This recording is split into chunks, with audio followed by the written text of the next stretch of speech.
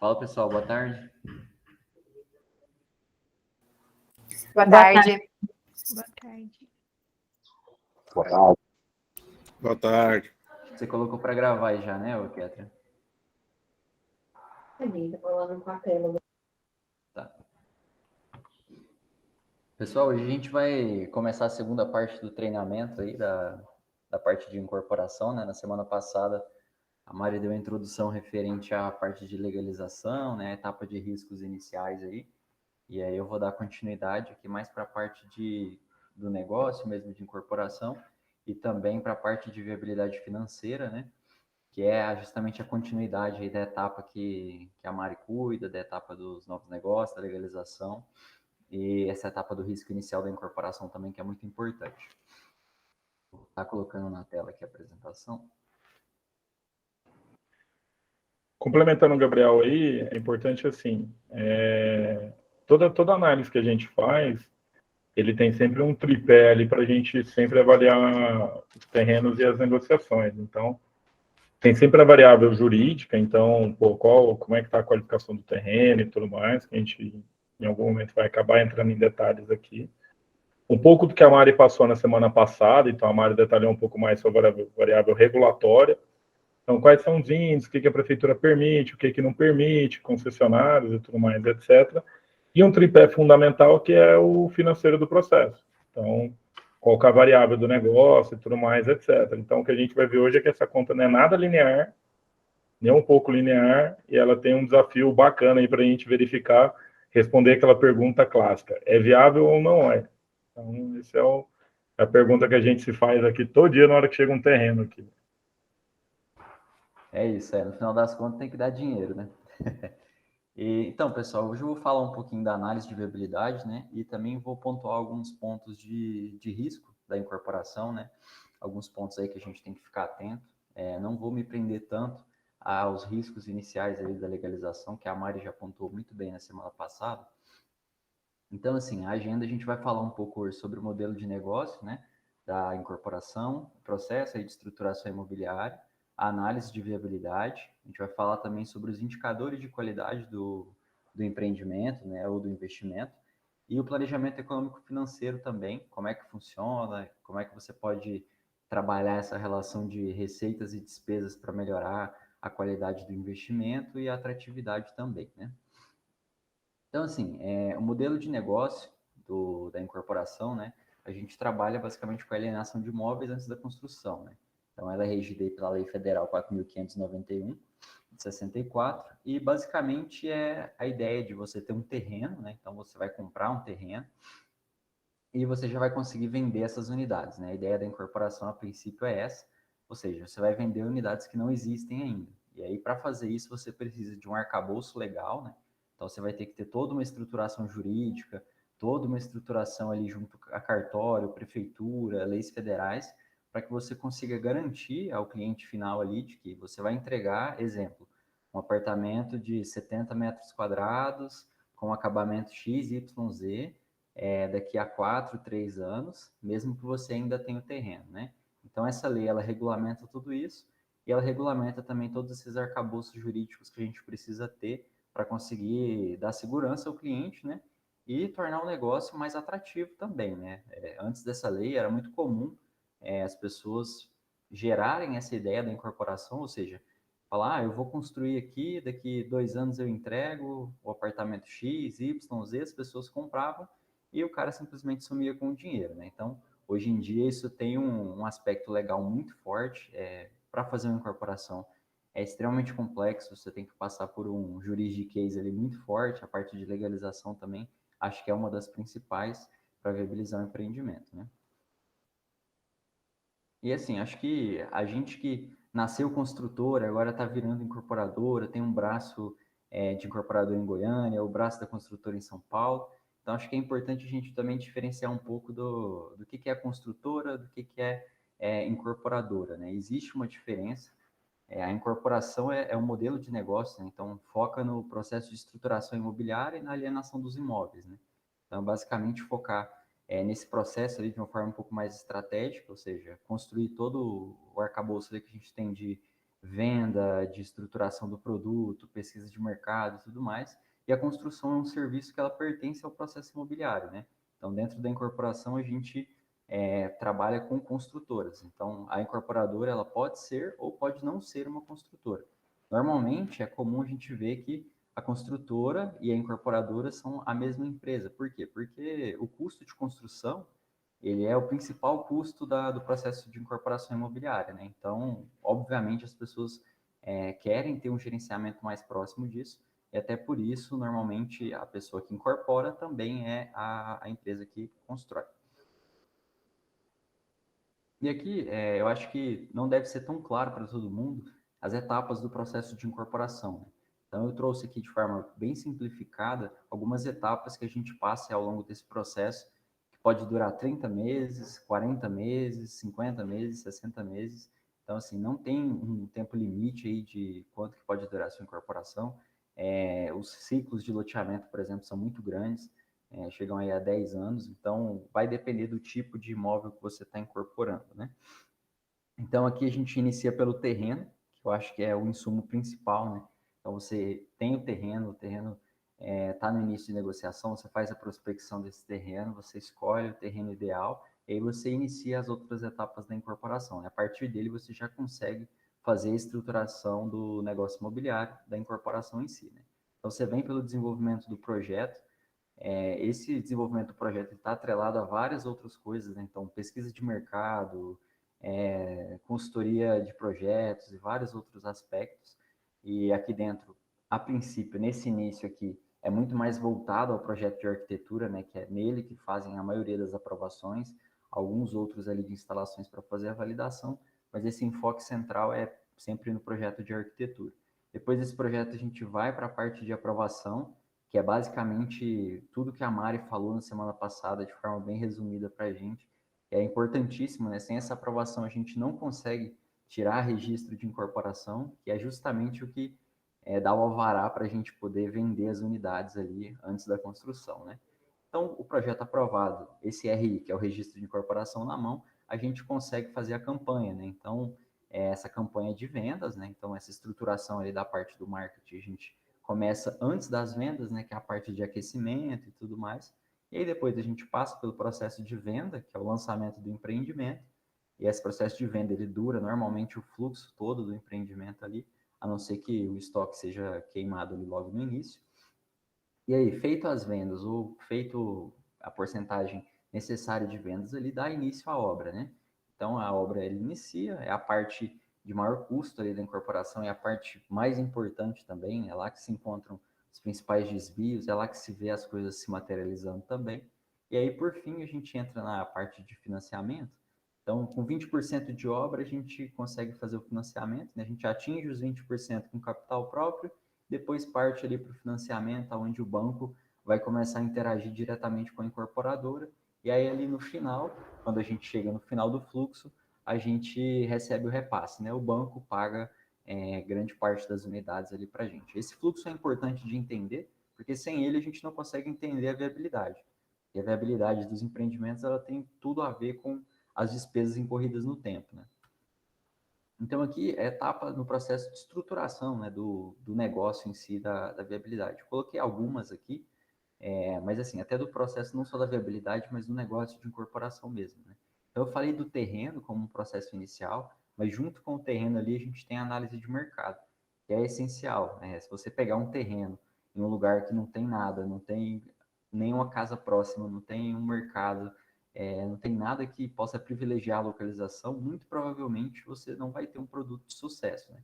Então, essa análise de mercado é extremamente importante, entender os bairros que a incorporadora quer atuar, se são os bairros de alto padrão, médio padrão, baixo padrão, e mesmo nos de baixo padrão é importante a gente ter terrenos bem localizados, né? Porque produto ele precisa ter essa característica. A localização é a principal característica para ter uma boa velocidade de vendas, para ter uma boa aderência no mercado, né? Então, com o terreno em mão, a gente consegue partir a algumas análises que possibilitam a gente a criar as premissas da viabilidade, né? Então, a gente faz um estudo de massa. Esse estudo de massa normalmente é feito por arquitetos, né? Então, a gente tem o terreno, faz o levantamento topográfico, a partir disso o arquiteto simula o que dá para a gente construir naquele lugar. Então, a gente é mais voltado aqui para a construção de prédios, né? Edificação multipavimento. Então, a gente pega um terreno ali de 1.000, 1.500, 2.000 metros quadrados e vai para o estudo de massa do arquiteto, onde ele vai especificar para a gente, olha, com esse terreno a gente consegue encaixar 300 vagas, a gente consegue fazer 30 pavimentos e 180 unidades habitacionais, por exemplo. Vou mostrar para vocês também o estudo de massa aqui no final, a gente vai conseguir entender de forma mais detalhada. E aí, com esse estudo de massa, a gente parte para a estimativa de custo de obra, né? Então, assim, é um custo muito importante, ele representa aí uma média de 55% do VGV líquido, né? Isso varia muito de médio padrão, alto padrão, altíssimo padrão, luxo e médio padrão, então é muito variável. Isso é um dado que a construtora normalmente tem que ter, a incorporadora, ou construir ao longo do tempo, né? E aí, a partir desse custo de obra estimado e o estudo de massa, a gente consegue gerar o estudo de viabilidade inicial, né? E aí a gente consolida os fluxos, as previsões financeiras, as previsões de despesa, e aí a gente parte para o acompanhamento. Então, a viabilidade inicial cravada, a gente começa a fazer o acompanhamento que vai do início do fluxo até o final do fluxo. Então, como eu disse, esse fluxo pode durar 30 meses ou 10 anos. Então, é muito variável e o acompanhamento ele tem que acontecer sempre, porque os desvios acontecem a todo momento, né? Tanto para mais quanto para menos. Aí eu queria falar um pouquinho do terreno, porque ele é a matéria-prima básica de qualquer projeto, né? Então, é o insumo principal que a gente tem e é o ponto ali onde a gente começa, como o empreendedor, a imobilizar capital, né? Então, você começa a colocar capital no empreendimento a partir do momento que você assina o contrato de compra e venda, que você assina a opção de compra ali dentro do terreno, e dentro do terreno em si tem várias coisas envolvidas. Então, eu coloquei aqui legislação, plano diretor. Então, aqui dentro a gente vai ter as limitações de potencial construtivo. Então, tudo que a Mari falou na semana passada, a gente aplica aqui nesse momento. Chegou o terreno, para fazer o estudo de massa, a gente tem que estar conversando muito bem com o plano diretor. Não adianta eu ter um estudo que me fala que eu consigo construir 30 pavimentos, se a legislação só me permite construir 15. Então, a legislação é ela que domina todo esse aspecto aí de estudo de massa e desenvolvimento do produto. Só um complemento aí, pegar um gancho que a Mari passou na semana passada, não sei se vocês lembram, um documento que rege isso é o famoso uso do solo. Então, quando a gente vai iniciar um empreendimento, vai iniciar, na verdade, a análise do terreno, a gente tem que emitir o uso do solo. O que é o uso do solo? O que esse documento rege? Ele emite para aquele terreno especial quais são os parâmetros urbanísticos para ele. Então, ele traz toda a lei do zoneamento especificando para aquele terreno. Então, o uso do solo vai te falar se você pode adensar ou não aquela região, se você pode, quantos pavimentos você pode subir ou não. Imagina o seguinte, eu arrumei um terreno de 10 mil metros quadrados em Moema. Comprei aquele terreno do lado do shopping ali. Eu chego e falo, cara, vou montar um aterro aqui. Vou montar um aterro sanitário. Eu posso montar um aterro sanitário ali? Então, assim, obviamente não. Qual que é o instrumento que a prefeitura tem para barrar, para regrar isso? Ela tem um plano diretor de uma maneira macro, só que ela tem o uso do solo, que é basicamente o que rege o tipo de ocupação e também o próprio modelo do parâmetro urbanístico. Eu vou poder verticalizar quantos pavimentos ou não, e até se aquela operação que eu quero implantar, se eu posso fazer ou não. Então, no caso específico da incorporação, ele fala se é uma região de adensamento, se é uma região de desaceleração, quantos pavimentos eu posso subir, qual a regra do recuo, quais são os coeficientes mínimos, qual a regra de garagem e assim por diante. Então, só complementando aí, pegando o gancho com o que a Mari passou na semana passada, que é o documento do uso do solo. Exato. E aí, pessoal, junto com essa parte legal do plano diretor, das limitações que a gente tem construtivas, né? A gente tem outros aspectos que eu coloquei aqui. Eu coloquei 6 aspectos principais e dizem respeito às decisões que a gente toma no terreno, né? Então, aqui no terreno a gente precisa da inteligência de mercado para ajudar no desenvolvimento do produto. Então, você tem um terreno no Marista, você não vai... Marista é um dos bairros mais bem valorizados aqui de Goiânia. Então, se você tem um terreno numa região de alto padrão, você não vai lançar um médio padrão, você não vai lançar um baixo padrão, porque não vai ter adesão do mercado. Então, nessa etapa é essencial que a gente tenha esse conhecimento de inteligência de mercado. A gente precisa ter uma análise jurídica, ou seja, é essencial, assim, você tem um advogado especialista em due diligence que vai analisar tudo que tem atrelado à matrícula do terreno para diminuir o risco jurídico que você tem, que está embutido logo no início, né? Então, os riscos eles vão aumentando ao longo da incorporação, né? E quanto mais você conseguir mitigar no início, melhor vai ser seu resultado. E aqui também, na etapa de terreno, a gente já precisa ter um planejamento e orçamento, a gente precisa de curva assertiva, não só de obra. A gente é muito adaptado, né, principalmente da parte de construção, a qual que é a minha curva S da construção do prédio e tudo mais. Essas curvas são importantes, mas também é importante a gente saber quanto que a gente vai gastar de legalização, quanto que a gente vai gastar de marketing, quanto que a gente vai gastar de comercial, porque isso impacta diretamente na análise da qualidade do investimento, né? As condições de compra também a gente precisa analisar nessa etapa do terreno. Então, talvez você tenha um terreno atrativo, um terreno muito bom, que o vendedor, o cara que está vendendo o terreno, quer uma condição estratosférica de venda. Ele quer o terreno à vista, ele quer um fluxo muito forte, que talvez não esteja dentro do apetite da incorporadora, né?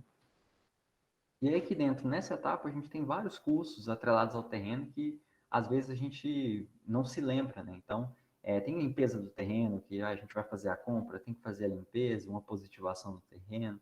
A gente tem o ITBI, que é o imposto lá de transferência. A gente tem a comissão, a gente tem custos de sondagem e o planealtimétrico, que são essenciais, até mesmo antes de você fazer a compra do terreno. Então, assim, para analisar um terreno, se ele é viável ou não, a gente tem várias despesas, né? A gente tem consultoria jurídica, a gente tem despesas cartoriais ali, tem que tirar uma matrícula ou outra. Então, nessa etapa, alguns custos já começam a incorrer, né? E aqui um pouco da parte do desenvolvimento estratégico do produto, né? Então, assim, ele é bem atrelado nesses 4 itens, que é a inteligência de mercado, indicadores de qualidade, tipo do produto e uma arquitetura inteligente. Ou seja, a inteligência de mercado ela vai te dar um norte, ou até mesmo a validação da tese inicial que você tem, né?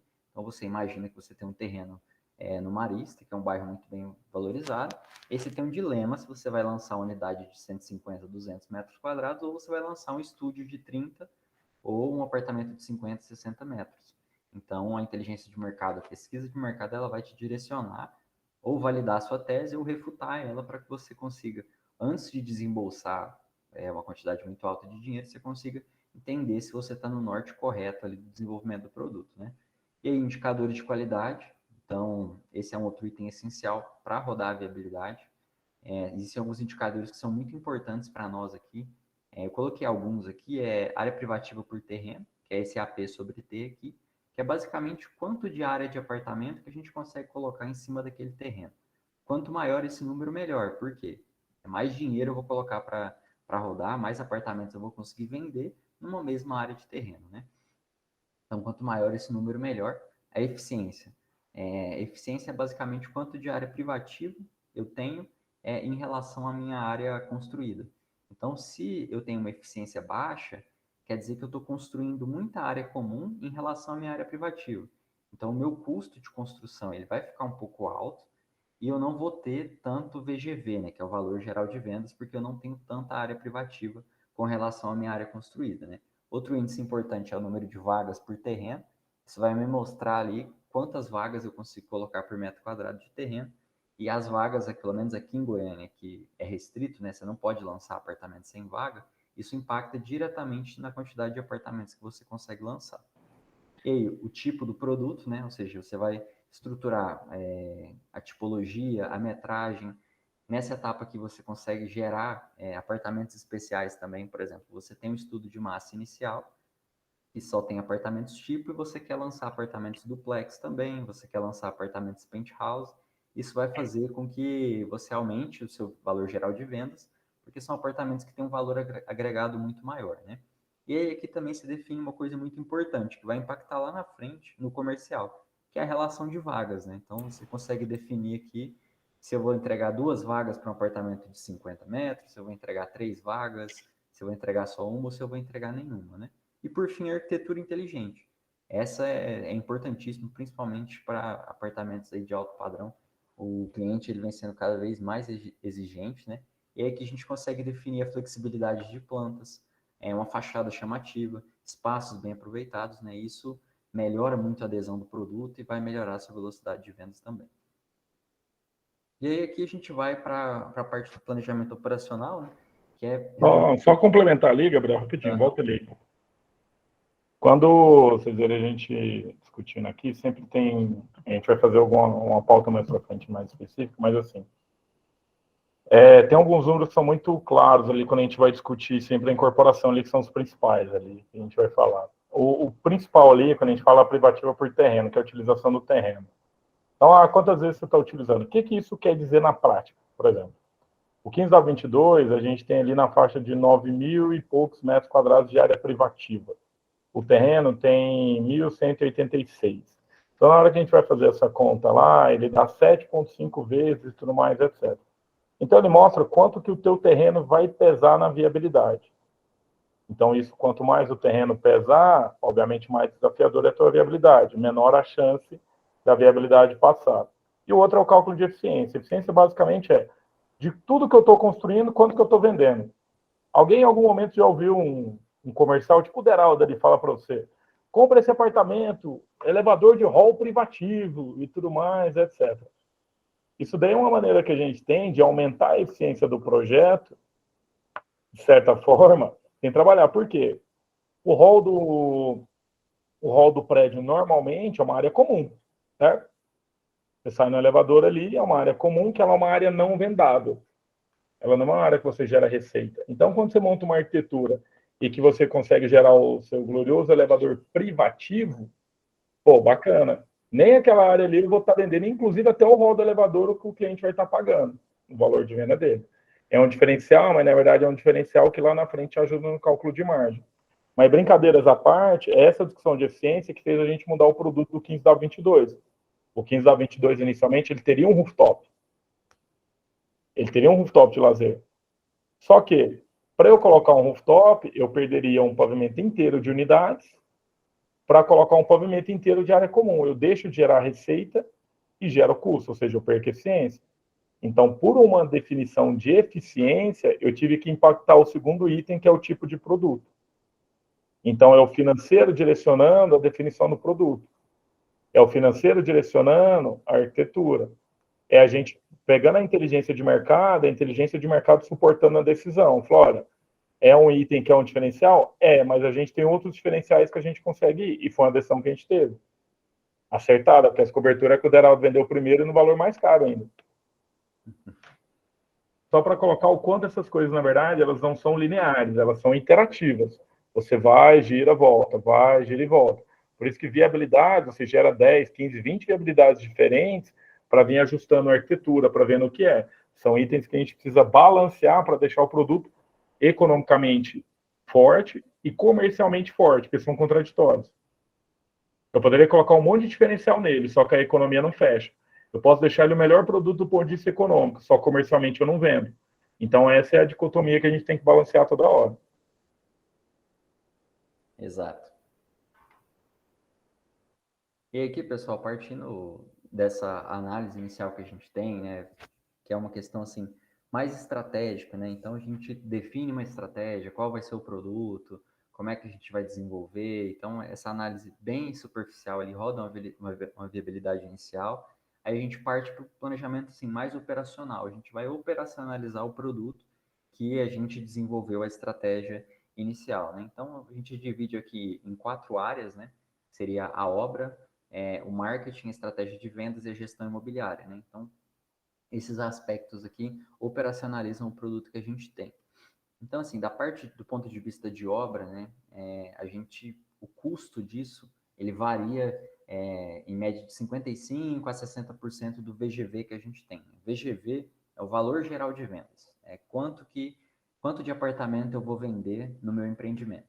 Por exemplo, lá no 15W22, a gente tinha 75 milhões de VGV. Então, em outros produtos, a gente conseguir um prédio maior, a gente vai ter um VGV acima, 130, 120, 90 milhões de reais, né? Então, em cima desse VGV, desse valor geral de vendas, a gente tem uma estimativa, né, de custo de 55% a 60%. Isso vai variar muito com o padrão do empreendimento, né? Para empreendimentos de baixo padrão, isso pode variar um pouco para menos, para empreendimentos de altíssimo padrão, isso pode variar um pouquinho para mais, ou até para menos também, dependendo do valor que ele consegue precificar no mercado, né?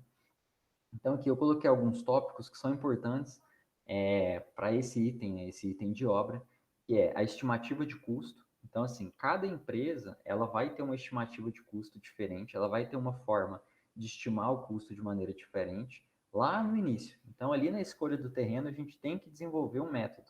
Quanto vai custar uma obra? Eu não tenho padrão de acabamento, eu não sei quais são os meus diferenciais nessa etapa, eu só sei a minha área total do empreendimento e um desenho genérico dele, né? Então, a gente precisa desenvolver ferramentas para conseguir fechar esse custo, né? E aí, lá no final da apresentação, a gente vai rodar algumas viabilidades aqui, eu vou mostrar para vocês quais ferramentas a gente utiliza. Aqui da curva de obra, né? Então, a gente precisa entender o prazo, né? Quanto que a gente vai fazer aquela obra? É uma obra de 16 mil metros? Dá para a gente fazer ela em 30 meses, em 28 meses, em 36 meses? Então, é nessa etapa que a viabilidade, né, a análise de negócio, ela faz a interface com o pessoal de obra, né, com o pessoal de engenharia, para gerar um prazo assertivo, né? Então, planejamento e orçamento. Então, passando essas etapas iniciais de estimativa, a gente precisa começar a refinar esses itens. Então, chega projeto executivo, chega projeto de instalação, e aí a gente vai refinando o cronograma e orçamento com a equipe de produção.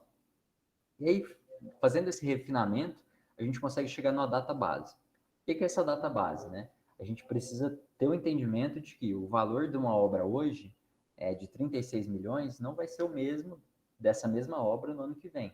Então, a gente precisa cravar uma data base. Exemplo, a gente fechou o orçamento de obra hoje. Então, hoje é a data base desse orçamento e a gente precisa indexar ele a um índice de correção. Por exemplo, a inflação, IPCA, INCC, IPC, ou até um índice próprio da incorporadora, né? Normalmente o pessoal usa o INCC, lá na frente também eu vou mostrar para vocês como é que faz essa correção e essa indexação. E aí, o mais importante, as revisitas, né? Então, é muito importante que a gente revisite esse orçamento, já que o fluxo é muito longo, né? A gente tem de 30 a 36 meses de obra, então a gente tem que estar revisitando esse orçamento com frequência para entender onde a gente está estourando, onde a gente está ganhando, para atualizar a viabilidade, né? Outro ponto importante aqui, o marketing, né, que ele operacionaliza também o produto. Então, a gente tem a estratégia de marketing inicial, que vai lá desde a escolha da agência, até como é que vão ser as estratégias de marketing do produto, de acordo também com a incorporadora e tudo mais.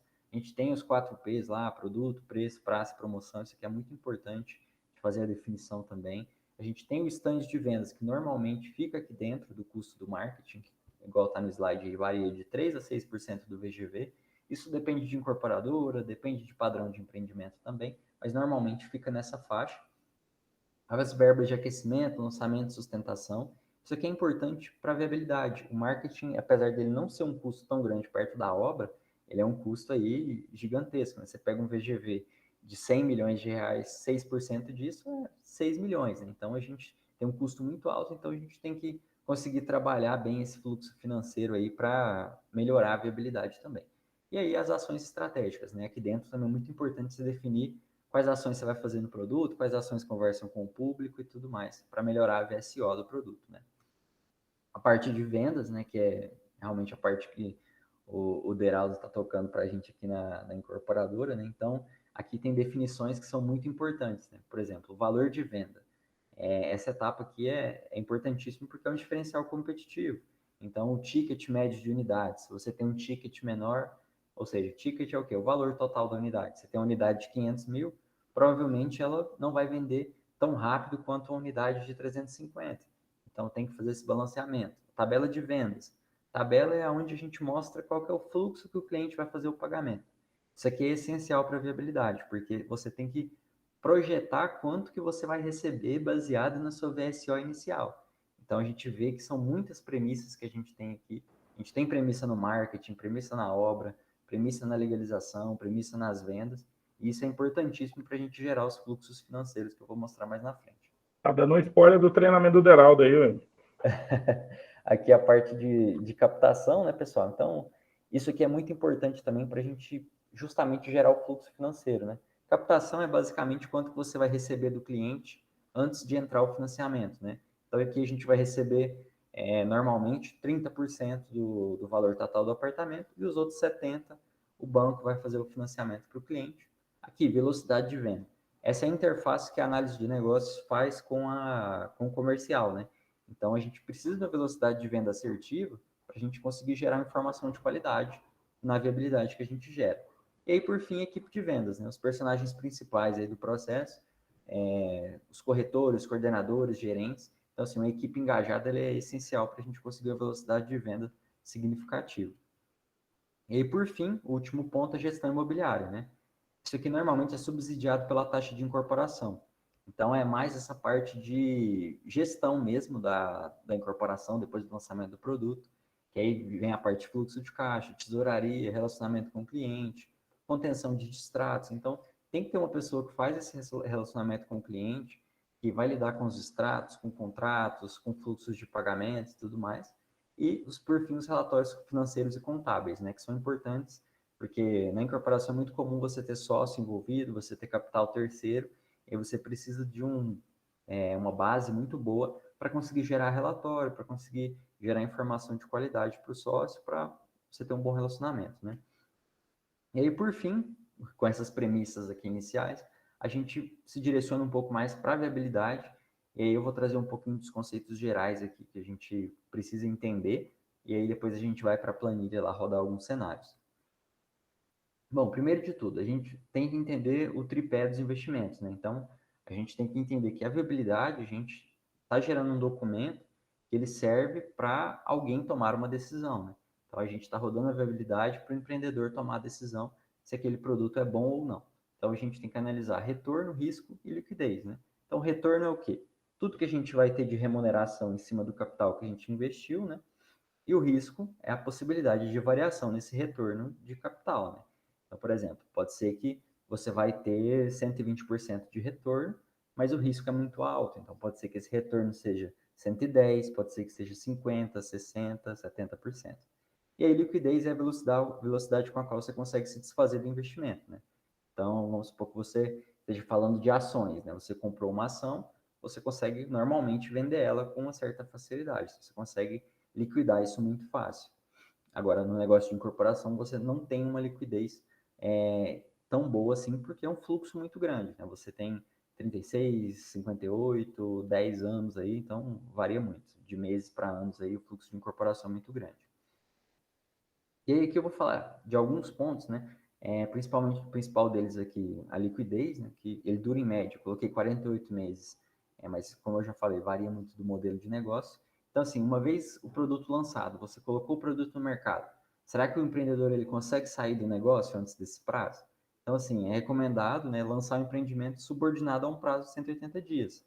Tem isso na lei de incorporação, que é um prazo de carência, onde você consegue se desfazer ali, você desistir da incorporação, e aí você consegue devolver o valor para os clientes e tudo mais, e não precisa dar andamento na incorporação, né? Você não continua o seu desembolso e a sua imobilização de capital. E aí, em caso de permuta, né, ou seja, o dono do terreno quer trocar área de terreno por área de apartamento com você, é interessante prever essa cláusula aí para se proteger, né? E aqui, pessoal, com relação ao risco, que é um dos outros tripés que eu havia comentado, dentro da incorporação a gente tem um monte. Então, a gente tem risco de mercado. Você pode lançar o produto e não ter a velocidade de venda esperada. Então, se você não tem velocidade de venda, você provavelmente não vai ter tanta receita entrando, então você vai precisar aportar mais dinheiro para fazer sua obra ali, que vai começar 10, 6, 8 meses depois do lançamento. Tem o risco econômico, então, assim, crise econômica que pode acontecer, uma pandemia, uma eleição que não vai muito bem, uma possibilidade de guerra no exterior. Então, essas crises, elas derrubam a confiança do investidor e aí travam um pouco as vendas, né? O pessoal fica inseguro de financiar um valor tão alto e se comprometer a um valor tão alto como o do apartamento e trava um pouco algumas alavancagens também. A gente gera também risco de crédito, então o cliente ele pode comprar e não conseguir pagar. Então, isso é uma inadimplência, a gente tem que tratar isso muito bem, tratar a saúde da carteira, né? Tratar a saúde de tudo que você vendeu, para que você consiga ter uma assertividade nesses recebíveis. E aí o risco de custos, ou seja, o custo de obra pode ficar mais alto que o orçado.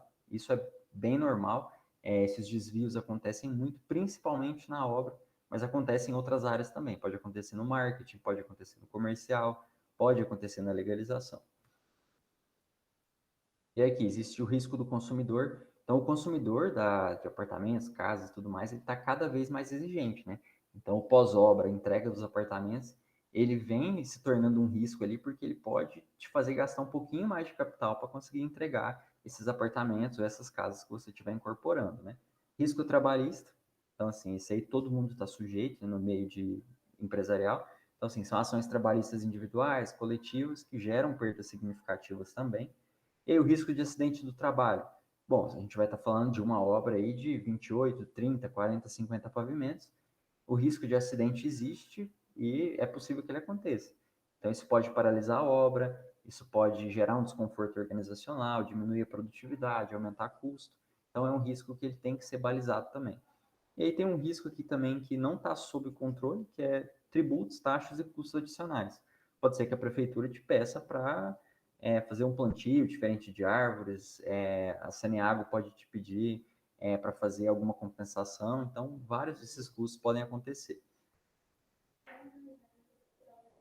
O risco jurídico, né, pessoal? Então, problema de documentação dos antecessores, do terreno ali, ou do próprio dono. Então, isso a gente consegue mitigar fazendo a due diligence antes de fechar o terreno. E aí, por fim, eu queria falar de um outro risco aqui, mas além de risco, ele também é um pouco de um índice que a gente precisa usar para entender a viabilidade do empreendimento.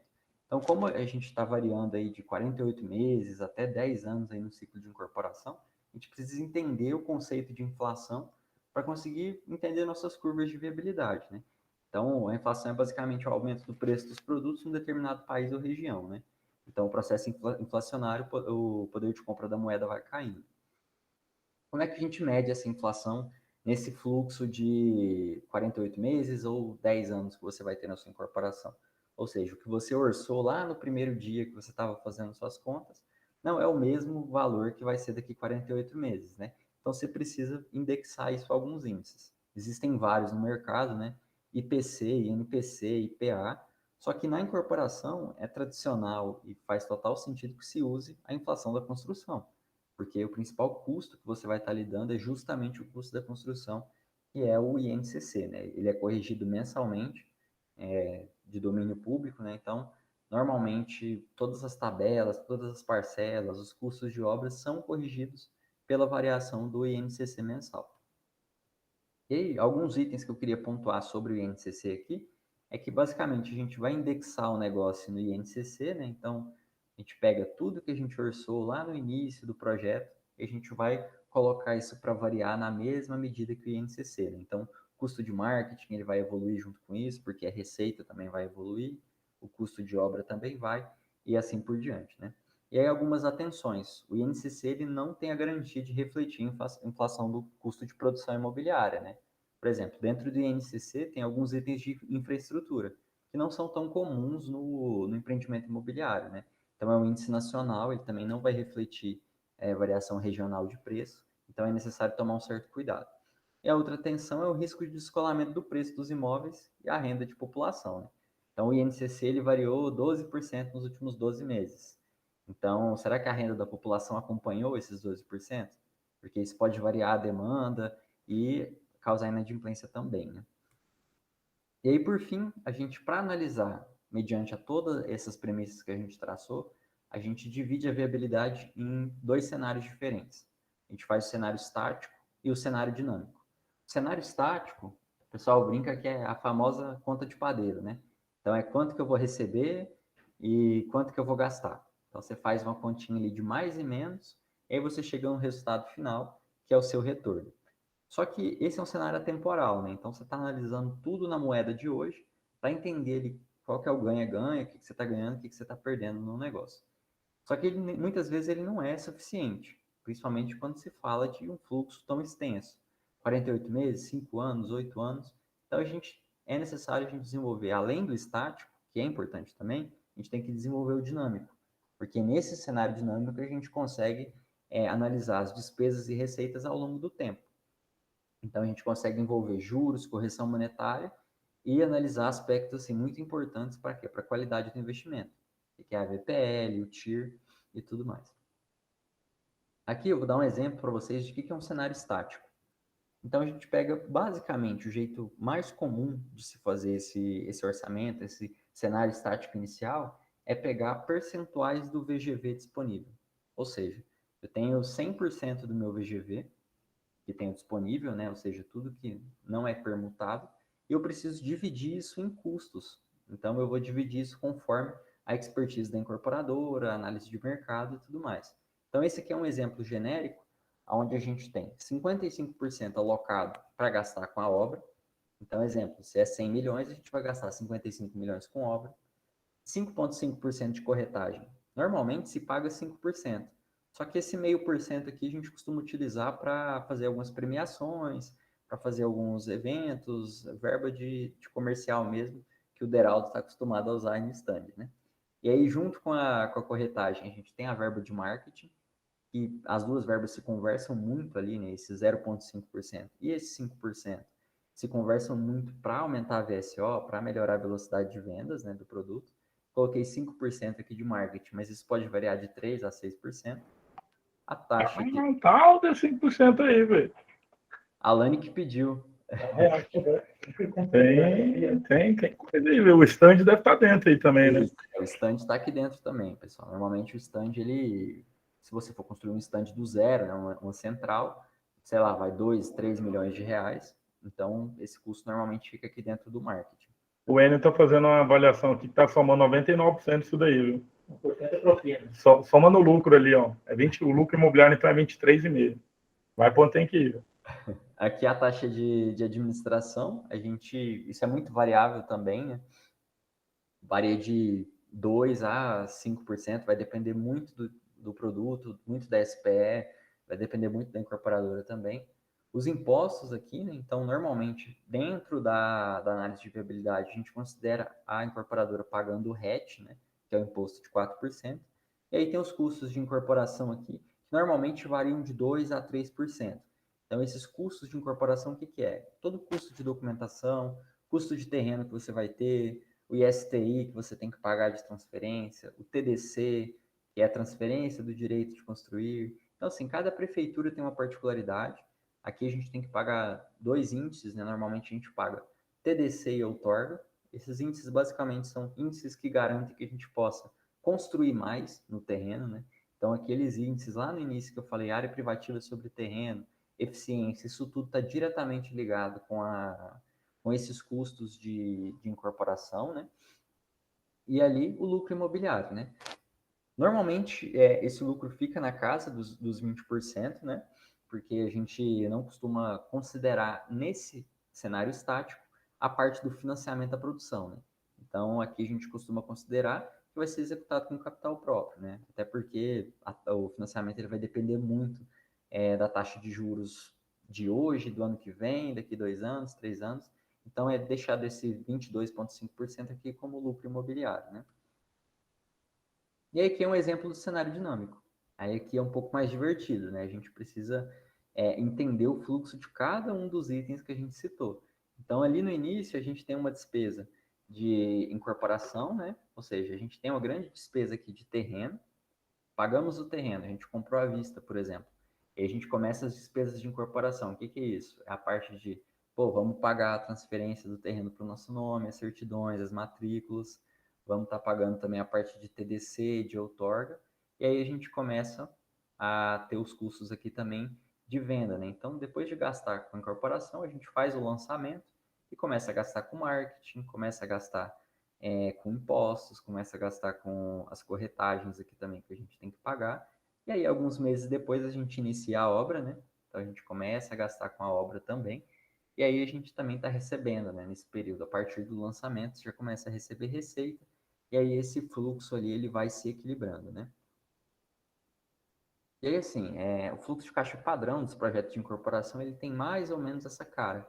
Então, a gente lá no início, a gente começa a ter as despesas, aí a gente inicia a obra, o fluxo de caixa vai afundando um pouco mais, E aí, normalmente, essa recuperação que a gente tem, né, esse ponto de inflexão aqui, normalmente é quando entra o financiamento à produção.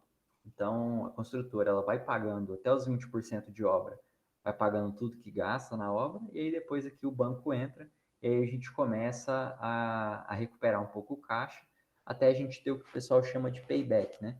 Payback é basicamente quando você já recuperou tudo que você já investiu. Vamos supor que o seu fundo de caixa aqui seja 8 milhões, né? Então, o payback é o momento do empreendimento que você vai recuperar esses milhões aí que você colocou. E aí depois tem um salto bom na curva aqui no final, que é quando a gente recebe ali o repasse, né? Então aqui a gente está sendo otimista, considerando que a gente vai receber o repasse todo de uma vez, mas normalmente essa é a cara inicial da viabilidade aí. E aí aqui dentro a gente tem vários indicadores para analisar, né? A gente tem taxa interna de retorno, a gente tem a lucratividade, o payback, que é justamente o que eu falei, que é quando que a gente vai recuperar esse dinheiro, a exposição de caixa, esse item importantíssimo, que diz basicamente qual vai ser meu fundo de caixa. É quando você vira para o empreendedor e vai falar, olha, você vai gastar 8 milhões, você vai gastar 9, você vai gastar 13, vai gastar 16, vai gastar 20. Então isso é importantíssimo. A lucratividade, a PV, ou seja, isso é aquele lucro que você vai ter, aqueles 30 milhões, é daqui 4, 5 anos. Então, você precisa trazer esse fluxo de caixa ao valor presente para a gente conseguir ter uma noção do quanto que isso está valendo hoje. Na planilha eu vou mostrar para vocês também como é que calcula. E o valor presente, né? E a lucratividade APV é basicamente dividir o valor presente pela receita total, né? E aí agora a gente vai para o Excel, dar uma praticada, eu vou mostrar a planilha modelo que a gente tem aqui para rodar as viabilidades. Se alguém tiver uma dúvida aí, pode me interromper, pode ficar à vontade. Já encaminhou o Excel no grupo lá, ô Gabriel, por exercício prático do pessoal aí, não sei se avisou antes que ia ter a prova aí. Esse Excel também eu já estou alinhando com a Catherine, a gente vai subir ele no GPE Academy, viu? Para todo mundo ter acesso aí junto com o treinamento também. Dá para brincar bastante aí com os cenários. Antes de ir para o Excel, eu queria já mostrar também a planilha de estudo de massa que a gente recebe, né? Então, estou trazendo até um terreno que a gente analisou recentemente aí, justamente no setor marista, que eu usei de exemplo algumas vezes. Então, basicamente, essa é a planilha que a gente recebe quando a gente tem um terreno, passa esse terreno para o arquiteto e fala, ó, o que dá para eu construir aqui dentro do plano diretor, né? Dentro do que a prefeitura me permite. Então, aqui a gente recebe um esboço. Então, ele traz para a gente aqui. A gente vai ter 2 subsolos, a gente tem o térreo, a gente tem 2 pavimentos de garagem, a gente tem um pavimento de lazer, e a gente tem do 4 até o 25 a área do pavimento tipo, né? Então, aqui no final das contas, ele discrimina também quais os apartamentos que ele está considerando, né?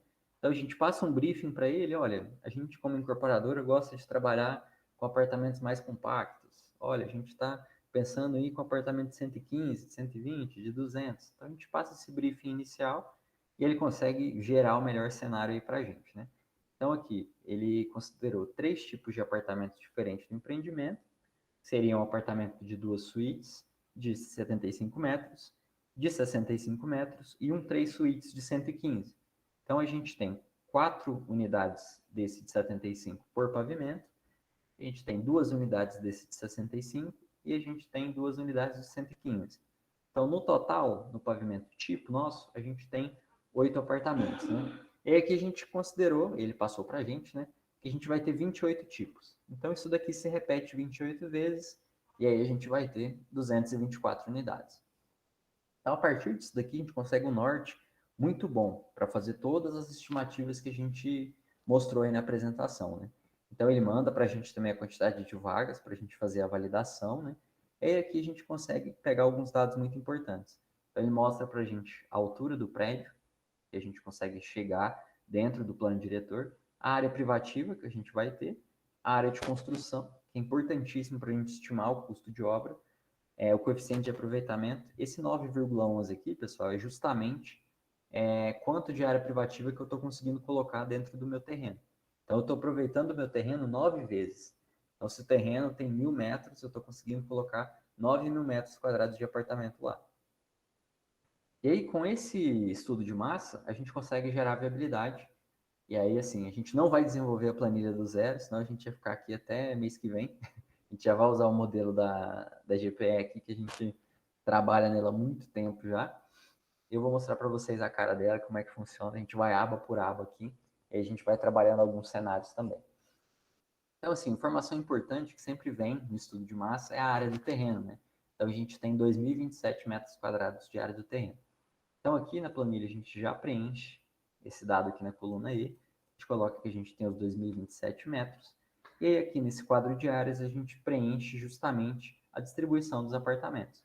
Então, a gente coloca a área dos apartamentos aqui e as quantidades que a gente tem disponível que a gente vai conseguir colocar no prédio. E aí, aqui a gente já coloca um norte muito importante, que é o valor de venda desses apartamentos. Aqui em Goiânia, ultimamente, a gente teve uma aceleração muito boa no valor de venda nos últimos 2 anos, né? Então, a gente vendia aí uma média de 7 mil metros quadrados, hoje a gente já está vendendo aí a 8 e pouco, 8 mil já está ficando barato já, né, o Deraldo? E aí aqui a gente consegue direcionar esse valor para a gente fazer todas as estimativas que a gente passou no início. E aí aqui a gente faz uma definição muito importante também. Para esse estudo de caso, a gente vai considerar que a gente está fazendo uma permuta de 1 para 1. Ou seja, o dono do terreno está me entregando 2.027 metros quadrados de terreno para que eu faça um empreendimento lá e eu vou entregar de volta para ele 2.027 metros quadrados de apartamento. Então, a gente tem um total de 112 apartamentos de 75 metros, 56 apartamentos de 65, 56 apartamentos de 115. Então, a gente faz o seguinte, a gente considera quantos deles a gente vai permutar. Dificilmente vai bater um valor exato, mas é sempre bom que dê um pouquinho a mais, porque aí é melhor o cara ter que te passar o dinheiro do que você ter que passar um dinheiro para ele, né? Então, aqui a gente define as permutas. Eu coloquei essa combinação aqui, mas isso vai variar muito, né?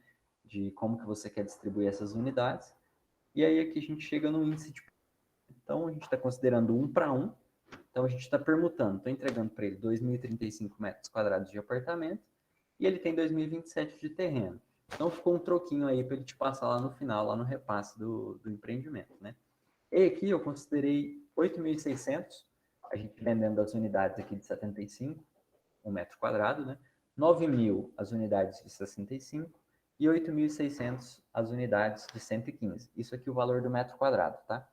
E aí a gente chega no VGV, a planilha já calcula aqui automático para a gente chegou no VGV de 142,6 milhões de reais, né? E a gente está permutando 17.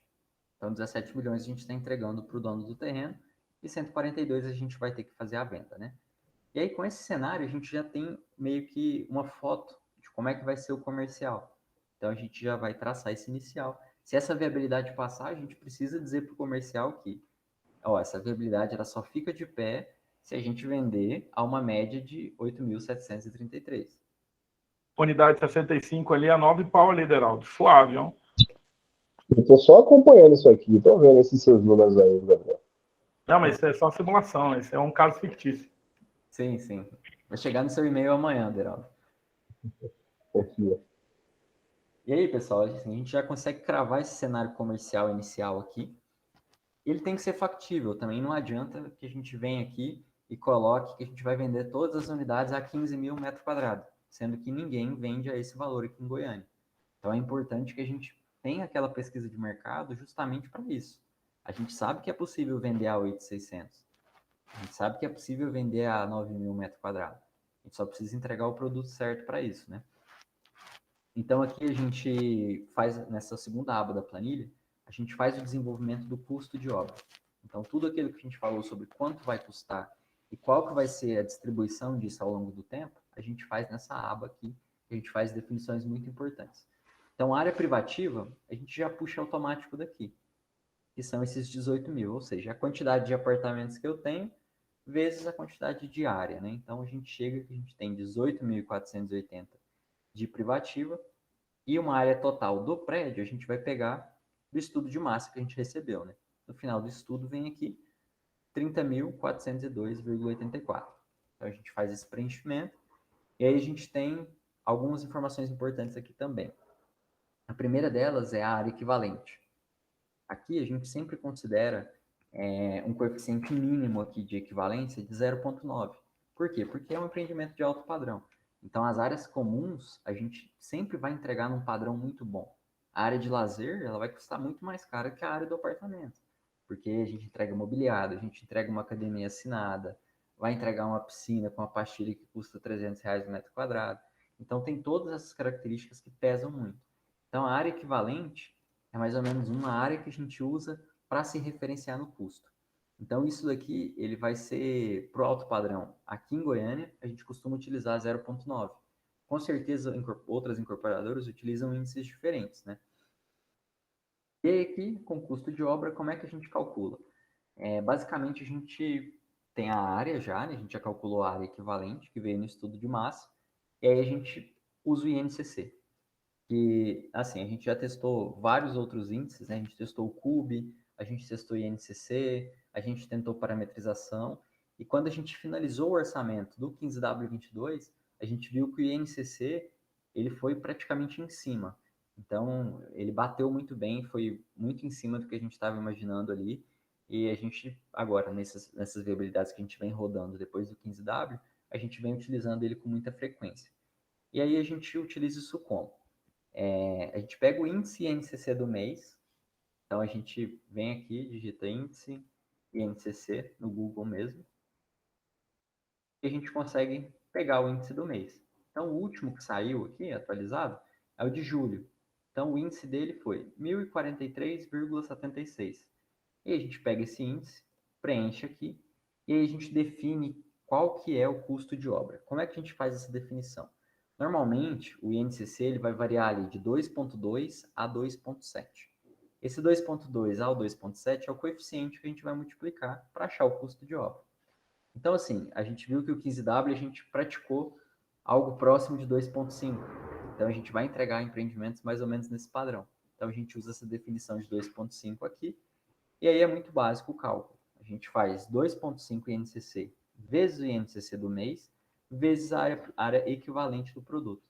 E aí a gente chega no orçamento estimado de obra, ou seja, lembrando que nessa etapa a gente só tem o terreno. Eu não sei qual que é o piso que vai usar, eu não sei qual que é o tipo de instalação, não sei qual que é a pintura, não sei qual que é a fachada. Então esse é um direcionamento que a gente vai ter que se mostra relativamente assertivo. Então a gente chega em 71 milhões 399 de custo de obra aqui. E a partir disso a gente faz definições de fluxo financeiro. Como é que a gente faz isso? A gente define o mês que a gente vai iniciar. Então, a partir de hoje, que é o mês 0, a gente vai iniciar no mês 17 a obra. Então, a gente tem toda a etapa de aprovação, marketing, venda e tudo mais. E aí, só depois desses 17 meses que a gente vai iniciar a obra de fato, né? E aí a gente define também aqui qual que é a duração dessa obra. É uma obra grande, tem 30 mil metros quadrados. Então, é prudente que a gente coloque um prazo aqui que a gente consiga trabalhar sem sangrar tanto o fluxo de caixa, né? Então a gente coloca 36 meses aí de prazo. E aí como é que a gente calcula a curva S? Né? Esse é o principal. Eu sei que eu vou gastar 36 meses, mas é linear? Não, não é linear. A gente tem uma planilha aqui que a gente montou para calcular justamente qual que vai ser essa distribuição mensal. Então a gente pegou até de referência aqui do Aldo Doria Matos, é um professor até renomado aí de parte de planejamento e orçamento de obras. Então a gente consegue gerar aqui mensalmente qual que vai ser o custo que a gente vai ter de obra, né? Então a obra ela vai começando mais devagar e aí ela vai chegando lá na frente, ela começa a aumentar um pouco a velocidade, né? Que é bem no meio da obra a gente começa a gastar mais dinheiro e depois no final dá uma amortizada, né? Então a gente considera essa obra, esse fluxo de obra padrão. Se mostrou assertivo também com o 15W22, né? Com o que a gente está planejando. E aí, tendo isso, a gente já tem o fluxo de obra. Então, a gente tem nessa planilha, a partir do mês 17 aqui, a gente tem a distribuição. Vou gastar 0,45% no mês, 1% no outro, 1,44% no outro. E aí, a gente vai para a parte de taxas e impostos. Então, a gente já matou duas partes. A gente já matou a parte de VGV, a parte de comercial ali. A gente já matou a parte custo e planejamento de obra. Agora, a gente vai para a parte de taxas e impostos. Aqui é basicamente uma definição. Qual que é o imposto que você vai pagar sobre receita? Normalmente é 4%. Então a gente preenche essa célula com 4% aqui, que é o RET, e a gente preenche as duas taxas principais, que é a taxa de administração de obra E a taxa de incorporação. Essa taxa de administração, ela talvez não seja tão claro para todo mundo da construtora, porque em obra de varejo a gente costuma trabalhar ali com uma empreitada global e algum outro tipo de contrato. Aqui, como são contratos muito longos e de valores muito altos, a gente trabalha por administração. Basicamente funciona assim: você gastou 1 milhão por mês na obra, ou seja, você executou 1 milhão em serviços, você recebe 10% relativo a isso, né? E aí a taxa de incorporação é aquela taxa que vai subsidiar toda a gestão imobiliária. Para esse produto, a gente está considerando 3%, né? Para esse estudo de caso. E aí aqui a gente faz uma parte que não é tão divertida, mas é a parte que a gente distribui todos os custos do produto que a gente vai ter, né? Então aqui eu coloquei alguns dos principais.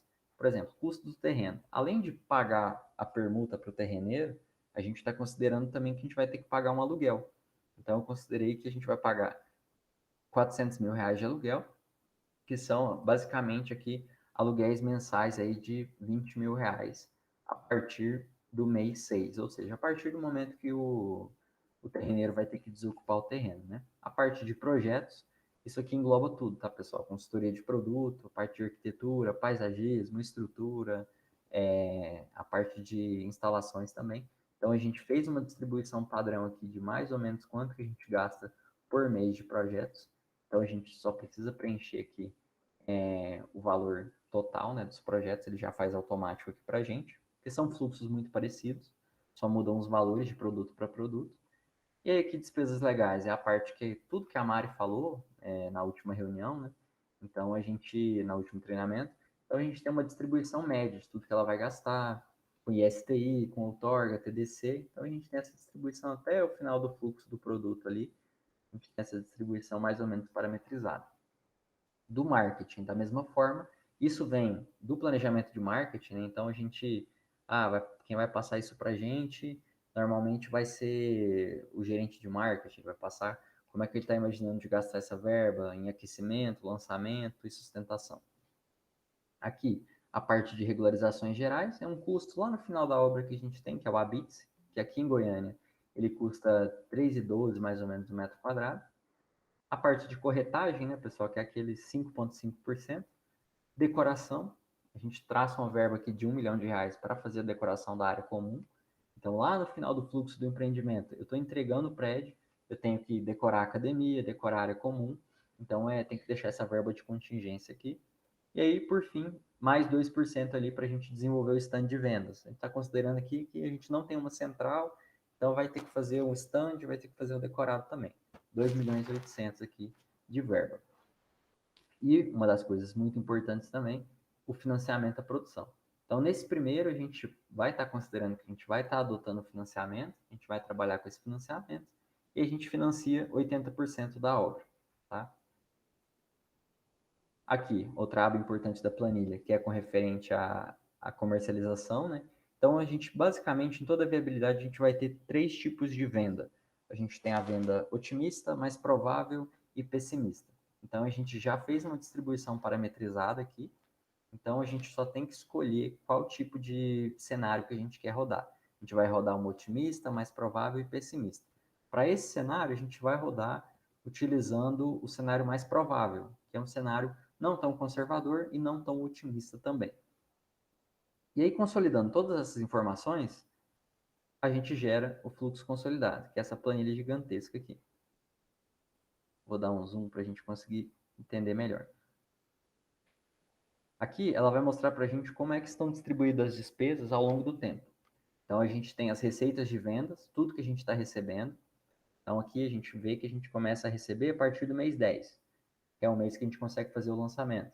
Então, esse mês, mês 10, a gente recebe 1 milhão, no mês 11, 770, no mês 12, 640 e assim por diante, até o final lá na entrega do empreendimento. E aí, atrelado às receitas, vai estar os custos de corretagem, que é aquele 5,5%, e os custos de impostos. Então, tudo que a gente recebe, a gente paga 4% em cima disso, que é o imposto RET, né? E aí aqui a gente tem os outros custos que a gente desenhou. Custo de obra. Então, se a gente for aqui na frente, na planilha, a gente vê que a partir do mês 17, a gente começa a gastar ali com a obra. 300 mil, 700 mil, 1 milhão, 1 milhão e 200, 1 milhão e 500. e por aí vai, né? Uma obra muito grande, 30 mil metros quadrados, então são os valores meio altos mesmo. Aqui do marketing e publicidade é a mesma coisa. O stand de vendas, a gente costuma consolidar um pouco as verbas dele aqui, então ele fica mais ou menos ali dividido em um fluxo de 5, 4 parcelas, que são, é uma obra rápida, né?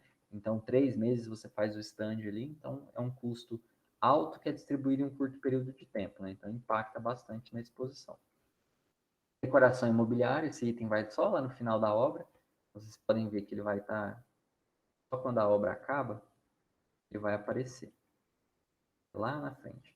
Tem aqui, ele aparece dividido em 3 parcelas, né, que é o tempo mais ou menos que você vai gastar para fazer a compra dos mobiliários, dos equipamentos e tudo mais.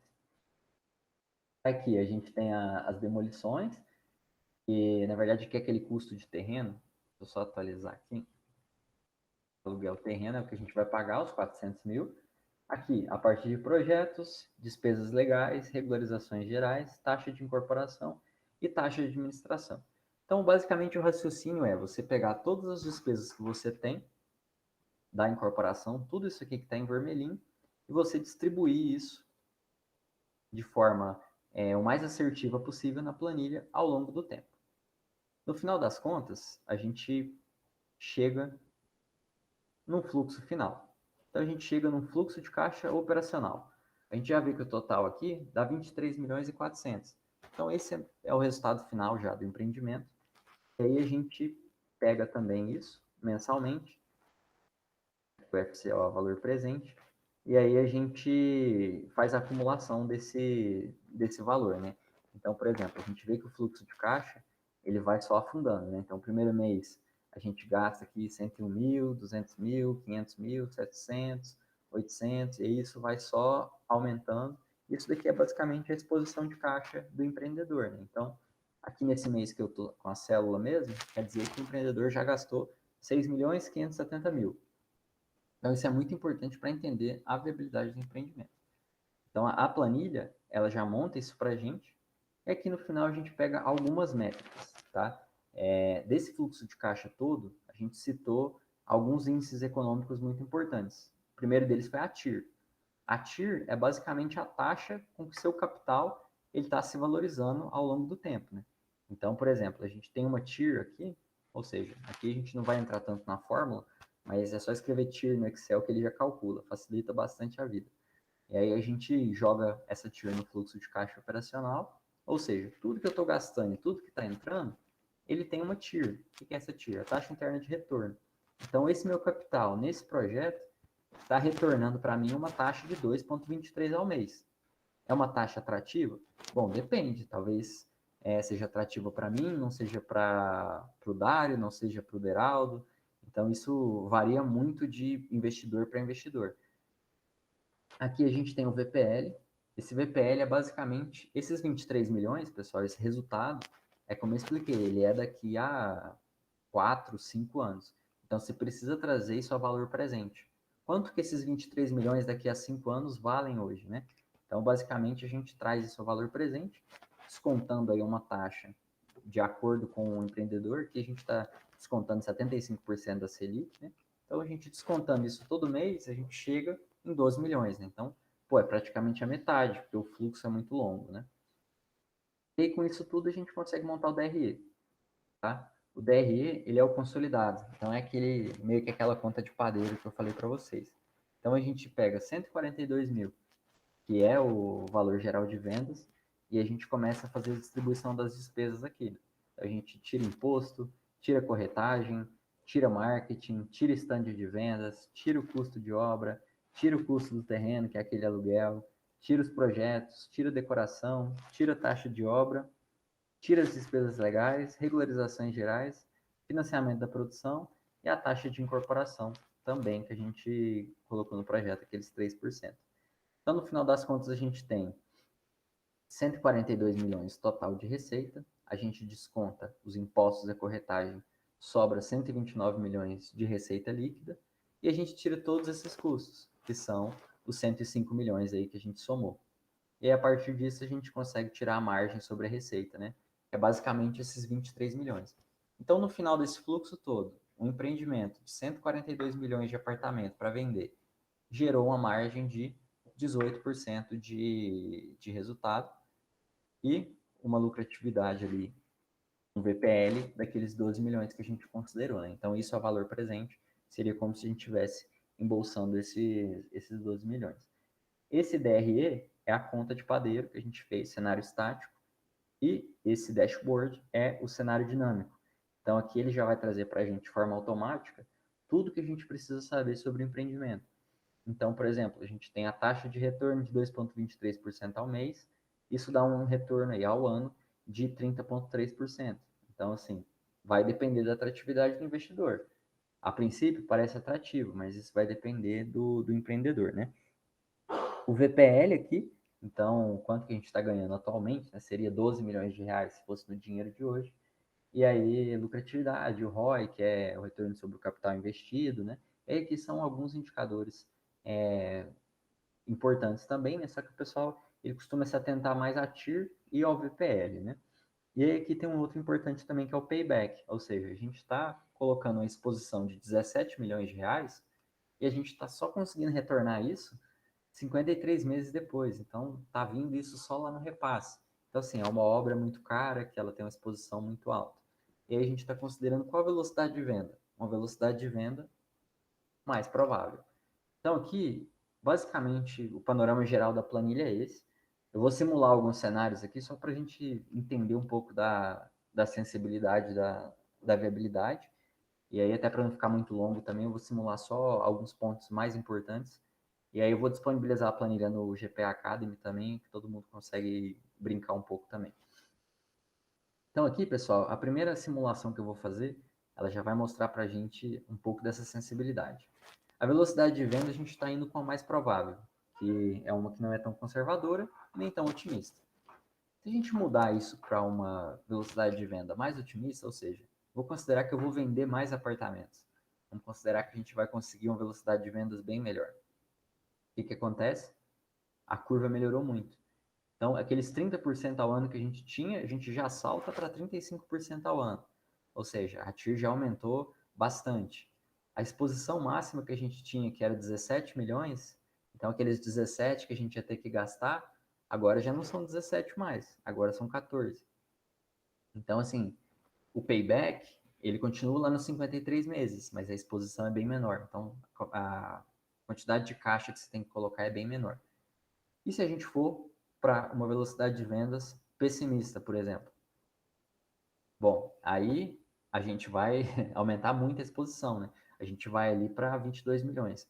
Principalmente por quê? Porque a gente vai estar entrando menos receita. Então, o caixa que a gente vai estar recebendo, ele é muito baixo. Então, a gente não vai estar conseguindo subsidiar a obra mais os juros que a gente está pagando de financiamento. Então, isso vai afundar muito a nossa curva de exposição e a quantidade de caixa que a gente vai precisar colocar, né?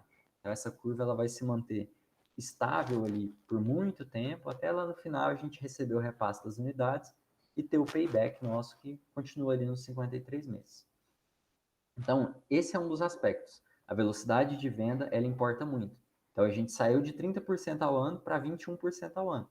Então, é uma variação muito grande, faz total diferença no empreendimento. Então, assim, a gente pode falar que a nossa faixa de atuação quanto à velocidade de vendas é de 30% a 35%. Um detalhe aí que é o seguinte, a gente tentou resumir aqui, na verdade, um processo que é bem complexo, pelo que deu para perceber aí também, né? São muitas variáveis também. E sempre tem uma discussão muito importante sobre margem e exposição. Então, a gente sempre vai falar margem versus TIR. Por exemplo, o produto que mais dá margem é lançar um apartamento 1 por andar. Lança 1 por andar, construiu pouca vaga e tudo mais, etc. Ele dá uma margem absurda. Mas vai o Deraldo aí vender um apartamento 1 por andar, vender 5 por mês. Um apartamento de 5, 6 milhões. Tem pouquíssima pessoa, o ticket é muito alto, o público é limitado e tudo mais, etc. E do outro lado, apartamento menor, ele te gera uma velocidade de vendas maior. O VS é a velocidade sobre oferta. É o quanto eu vendo sobre o meu total ofertado. Com o indicador de venda. Então, tudo isso é uma variável de equilíbrio grande, que quando a gente está produtando, o que é produtar? É pegar o terreno e transformar isso num empreendimento. Então, quando você está produtando, isso tem que entrar sempre em consideração. Então, o mais interessante disso é você ter ferramentas que, sim, toda hora a gente tem que ficar fazendo simulação. Muda isso, coloca um terreno a mais, tira um terreno, simula agora com a unidade menor. Então, a gente tem uma tese agora para 5 anos de liquidez. O que é essa tese de liquidez? Lançar apartamentos muito bem conceituados em localizações as mais renomadas na cidade num baixo ticket. Então, eu perco um pouco de margem, mas eu gero liquidez. Então, quando a gente fala sobre VSO e tudo mais, etc., é um pouco sobre isso também. Então, para complementar aí, a gente encerra aí, porque acho que a gente alongou um pouquinho no horário aí também, né? Sim.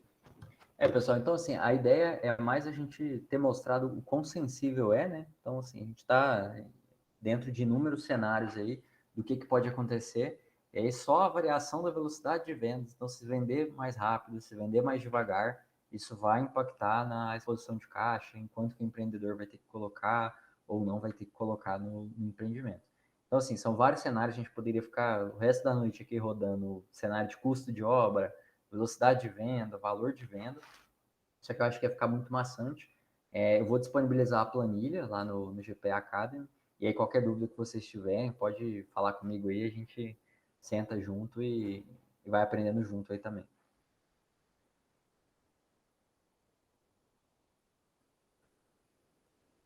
Acho que é isso aí, né, Dário? Você quer Dúvidas, coisa? certezas? É isso aí, pessoal. A Ketra mandou o link aí também. Acho que é importante aí na próxima semana, eu acho que a gente começar aí com um pouco de... Aí passar um pouquinho a bola agora para a Alane ali também, para a gente falar sobre estratégia de lançamento, conceituação, produto e tudo mais. Sim. E aí, na outra semana, a gente vem com o Deraldo falando sobre comercial, né? Então, a gente, de uma maneira geral, aí, em 4 etapas, a gente dá um resumo do ciclo de incorporação, e aí, na sequência, a gente fala um pouco sobre planejamento e controle da obra do predial. Então, aí depois vem o Luiz, junto com o Enio e o Gabriel, aí também retomando na etapa da obra, e é isso. Aí, lá na frente, a gente vai falar sobre repasse financeiro e garantia também. Então, vamos ter mais aí um marketing, comercial, obra, e depois a gente faz uma sobre financeiro aí também, falar um pouquinho de gestão de carteira, análise de cliente, risco, crédito, e o que a gente vai fazer aí também. E a Anne vem complementando para a gente. Beleza? Beleza. Valeu, pessoal. Valeu. Tchau, Boa. até mais. Obrigado, Valeu, pessoal. pessoal. Obrigadão aí. Valeu.